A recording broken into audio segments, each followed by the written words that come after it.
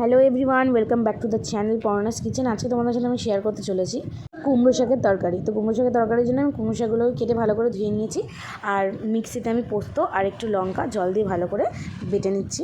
ওটা নেওয়ার পর আর আমি কড়াইতে প্রথমে সর্ষের তেল গরম করে ওর মধ্যে ফোড়নে দিয়েছি কালো জিরে, তারপরে দিয়েছি আলু, সবজির মধ্যে আলু, পটল আর কাঁঠালের দানা দিয়েছি কেটে।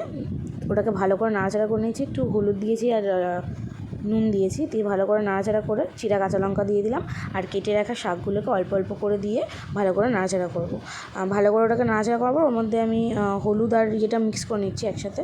মিক্স করে নেওয়ার পর আর বাদ বাকি যে শাকগুলো ছিল সেগুলোকে ওর মধ্যে দিয়ে দিচ্ছি, দিয়ে ভালো করে ওটাকে মজিয়ে নেওয়ার পর আমি কিছুক্ষণ ওটাকে হওয়ার জন্য রাখবো, দেবো সময় রাখবো কিছুক্ষণ, লো টু মিডিয়াম ফ্লেমে সিমটা রেখে তারপর ঢাকনা চাপা দিয়ে আমি 5-7 মিনিট মতো রাখবো। ওটা হালকা একটু মজে গেলে আমি ঢাকনা খুলে ওটাকে আর একটু ভালো করে নাড়াচাড়া করে নেবো, আর শাকের থেকে একটুখানি জল ছাড়বে, সেটা আমি মিডিয়াম টু লো ফ্লেমে করে নেবো। তারপরে আমি পেস্টটা যে করে রেখেছিলাম মিক্সিতে, সেই পেস্টটা পোস্ত আর লঙ্কার সেই পেস্টটা দিয়ে দিচ্ছি, আর মিক্সি ধুয়ে একটু জলটা দিয়েছি, অল্প সামান্য জল দিয়েছি।